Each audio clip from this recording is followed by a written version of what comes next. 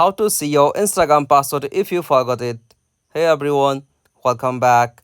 In this video, I will show you how can you see your Instagram password if you have forgotten.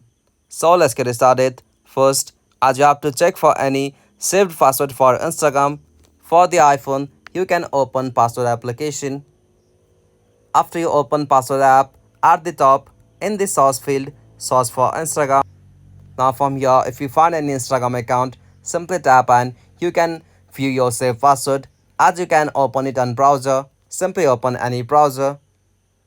Now from here at the bottom right, tap on three dots. From here, tap on settings.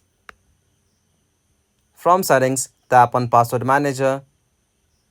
Now from here, you can view your Instagram password. If you find it, you can simply tap and copy from there. As you can also recover your Instagram password. For that, simply open Instagram. Now from here, simply tap on forgot password. After that, provide your email or username as you can find by your mobile number. After that, a verification code will be sent to your email or registered phone number. After that, you'll be able to recover and set a new password for your Instagram. If you found this video helpful, please make sure to like and subscribe for more videos like this. Thanks for watching. Have a good day.